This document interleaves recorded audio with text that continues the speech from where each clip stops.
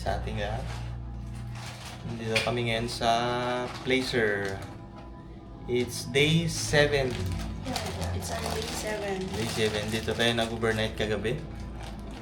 At may pupuntahan tayong isla. Dito sa Surigao. Hidden place daw dito sa Surigao del Norte. So, malalaman natin mamaya kung saan yun. At sigurado magugustuhan nyo yun. Ganda ng lugar, oh. Ganda yung bahay.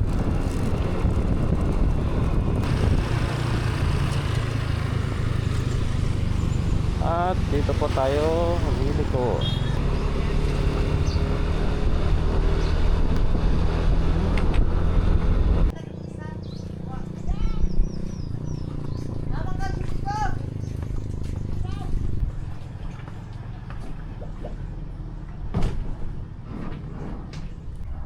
Lugi!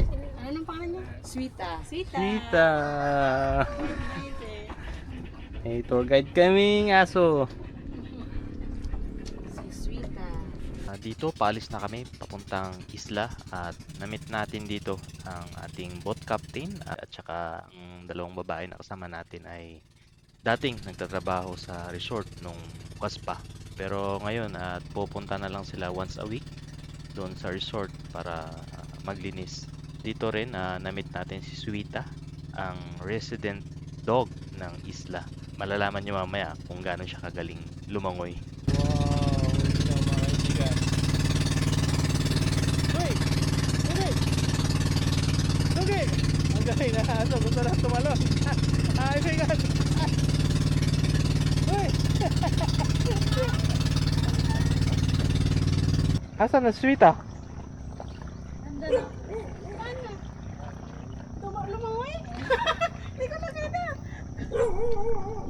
Ang tapang nga eh.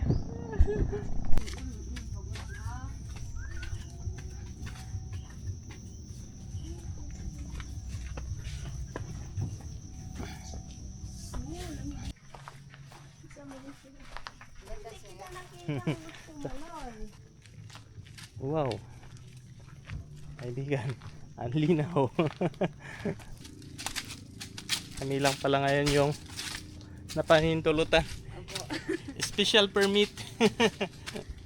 Hindi at magpa lang. Silipin lang natin yung facility. Na namin for overnight room. Overnight room. Tingnan na natin. Kaibigan. Pero saan sila nagka-camping pag ano? Pwede doon. Sayang lang at 3 months close na sila dahil sa permit issue. Pero mga kaibigan, kita yung ilalim. Pero yung iba po dito nag-tent. Tent, oo. Dito. May dala nga din kaming tent. Kung mag-overnight sana kami. Aso close. Okay.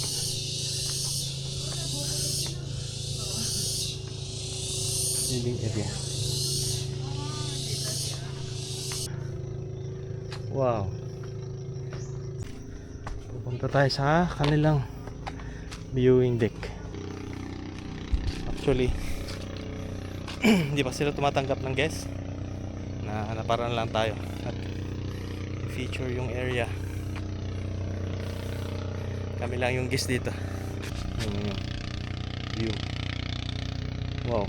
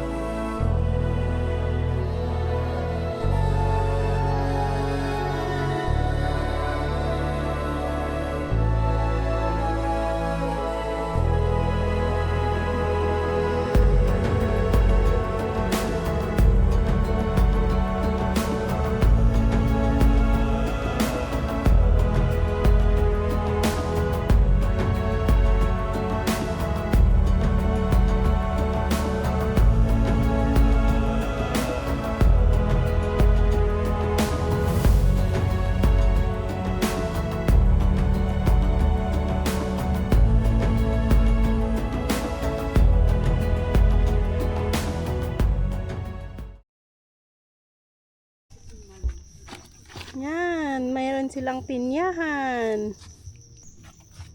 May mga bunga na din, pangilan-ilan. Ito, meron na.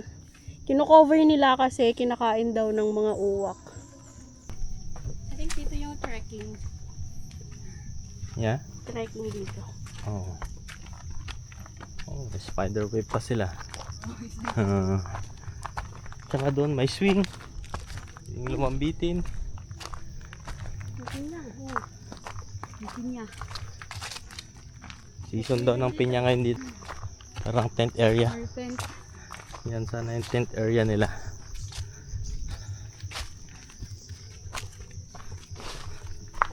Ayan nga. At may mga corals. May mga pawikan dito.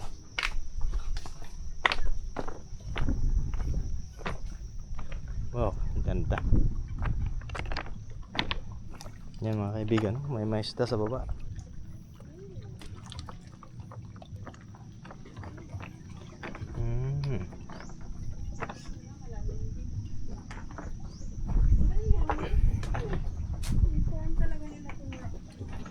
Wow. Saan ang jellyfish? Ayun nga.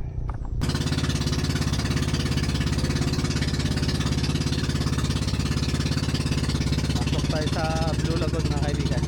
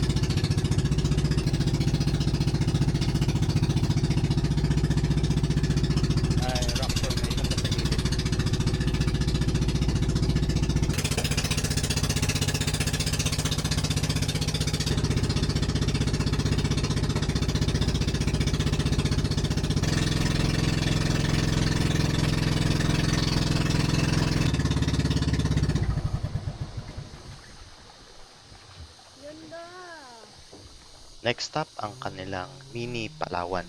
Pero as I can see, mas maganda pa to sa Palawan.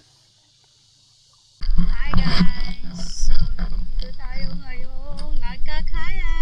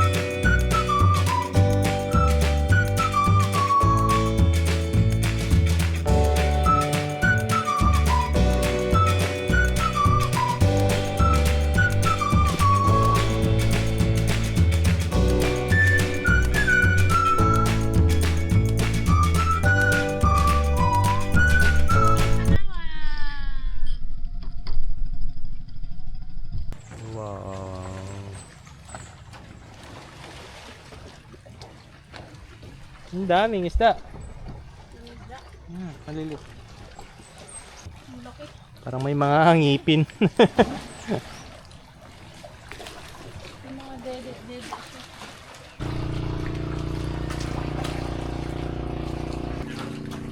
Ano?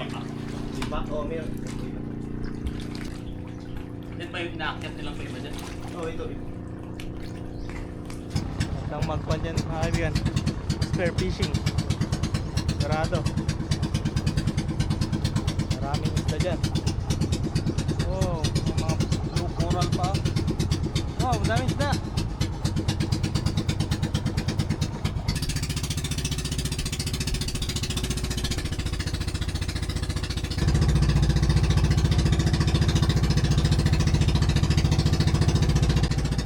Ito na tayo sa resort.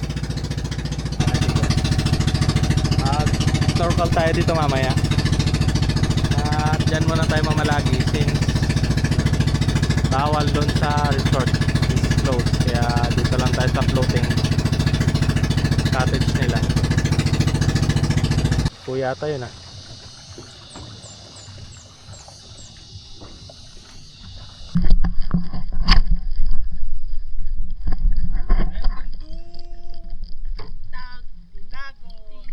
Island. Look at that. It's so beautiful. Dami fish. Dami fish.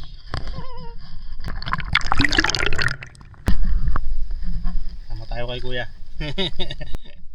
After nga nang magkayak kami dito sa malapit sa resort, sumama ko kay Timothy para manguha kami ng lato na pananghalian namin mamaya. Ang bilis eh. Sanay na. Sanay na.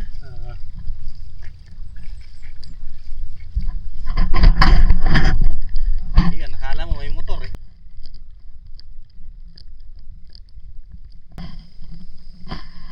Kalita.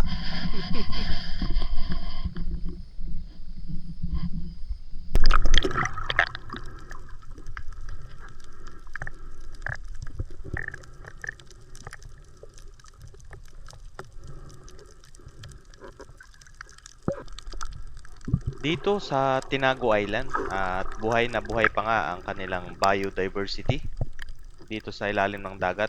Kita nyo naman at napakadaming isda, ang gaganda ng mga coral reef, tsaka madami ding klase ng mga lamang dagat ang nakikita rito. Gaya ng mga taklobo, at ibang uri ng isda, at yun nga yung lato na kukunin namin. Habang kumukuha kami ay nag-enjoy na rin ako sa pag-snorkel dito sa area.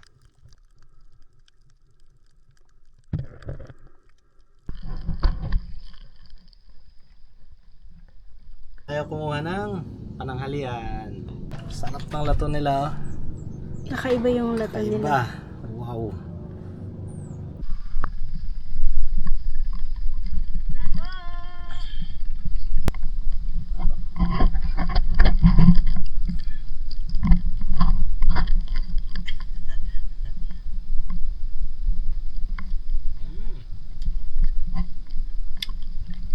Buti na lang. Sinama tayo ni partner Timothy. At kumuha siya ng suka. Ang suka natin mamaya. Ganyan, tikman ko. Kain mga kaibigan. At sukang tuba. Sarap. Wala tayong plato eh. Pubuhay style na lang. Sarap. After kami kumain, nagpahinga lang muna kami saglit and then nag-snorkel ulit kami malapit dito sa floating cottage nila.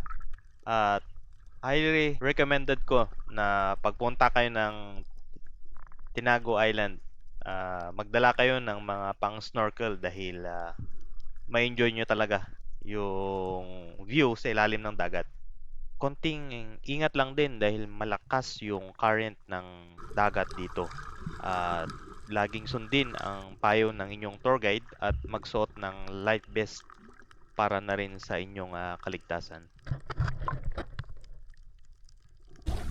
Going home.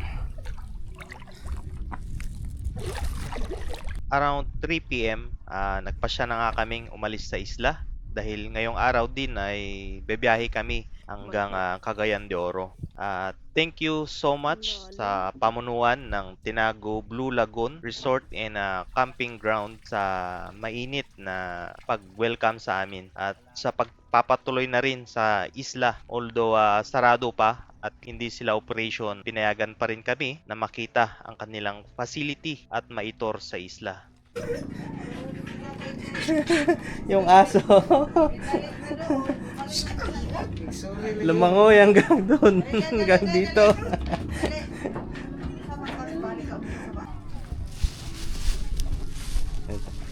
Ades, thank you. Thank you po. Nagbi-video lang po. Kamay po kuya. Si kuya, ate po. Kamay po. Sige. Thank you po kuya.